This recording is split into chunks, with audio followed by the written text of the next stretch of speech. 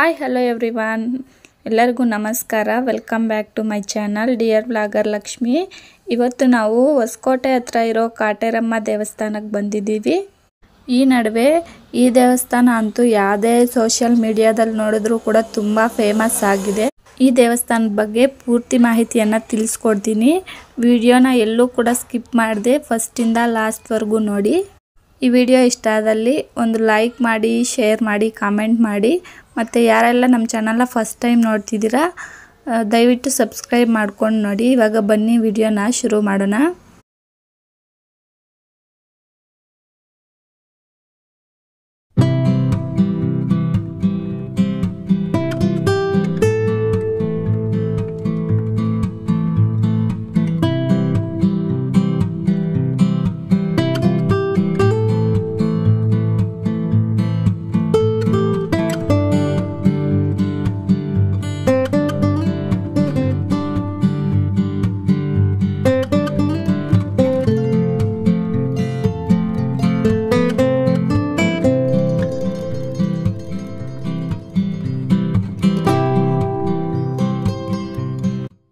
ಇವಾಗ ನೀವು ನೋಡ್ತಾ ಇದ್ದೀರಲ್ಲ, ಇದೇ ಕಾಟೇರಮ್ಮ ತಾಯಿ ವಿಗ್ರಹ. ಎಷ್ಟೊಂದು ದೊಡ್ಡದಾಗಿದೆ ಅಲ್ವಾ. ಈ ರೀತಿ ಬೀಗಗಳು ಯಾಕೆ ಹಾಕಿದ್ದಾರೆ ಅಂತ ನೋಡ್ತಿದ್ದೀರಾ. ಇದು ಯಾಕಪ್ಪ ಅಂತಂದರೆ ಅದಕ್ಕೊಂದು ರೀಸನ್ ಇದೆ. ಇಲ್ಲಿ ನಾವು ದೇವ್ರಿಗೆ ನಮಸ್ಕಾರ ಹಾಕ್ಕೊಂಡು ಲಾಕ್ ಹಾಕೋದ್ರಿಂದ ನಾವು ಇಷ್ಟಪಟ್ಟವರು ನಮ್ಮನ್ನು ಬಿಟ್ಟೋಗ್ದಿರ ಇರ್ತಾರಂತೆ. ಮತ್ತು ಇಲ್ಲೆಲ್ಲ ನೋಡಿ ಎಷ್ಟೊಂದು ಚೀಟಿಗಳು, ಬಳೆ ಎಲ್ಲ ಹಾಕವ್ರೆ. ನಮ್ಮ ಮನಸ್ಸಲ್ಲಿರೋದು ಬೇಡ್ಕೊಂಡು ಒಂದು ಚೀಟಿಯಲ್ಲಿ ಬರೆದು ಇಲ್ಲಿ ಕಟ್ಟೋದ್ರಿಂದ ಅದು ಕೂಡ ಈಡೇರುತ್ತೆ ಅಂತ ಹೇಳ್ತಾರೆ. ಇವಾಗ ನಾವು ದೇವಸ್ಥಾನದ ಒಳಗಡೆ ಬಂದಿದ್ದೀವಿ. ಇವತ್ತು ವೀಕೆಂಡ್ ಆಗಿರೋದ್ರಿಂದ ಅಷ್ಟೊಂದು ಜನ ಕೂಡ ಏನಿರಲಿಲ್ಲ.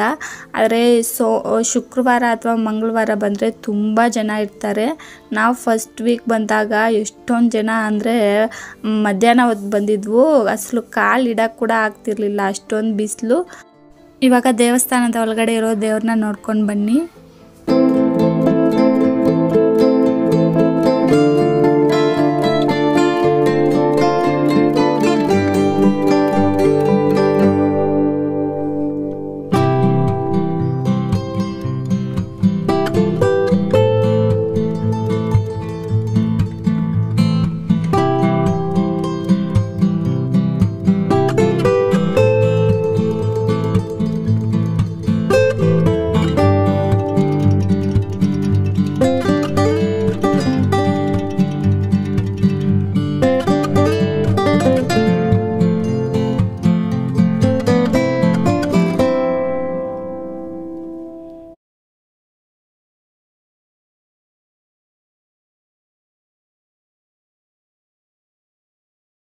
ಇವಾಗ ದೇವ್ರ ದರ್ಶನ ಮಾಡಿಕೊಂಡು ಆಚೆ ಬಂದಿದ್ದೀವಿ.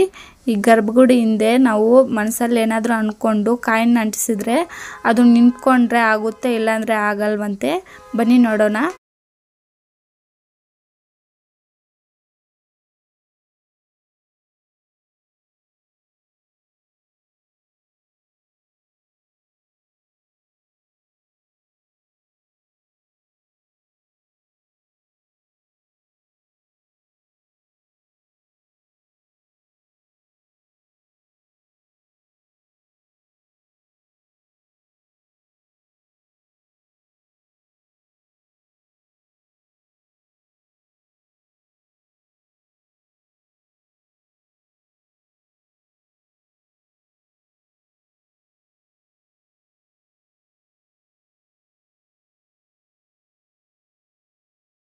ನಾನು ಅಂಟಿಸಿದ ಕಾಯಿನಂತೂ ಹಂಗೆ ನಿಂತ್ಕೊಂತು. ಬಟ್ ನೋಡಬೇಕು ಅಂದ್ಕೊಂಡಿದ್ದಾಗುತ್ತಾ ಇಲ್ವಾ ಅಂತ.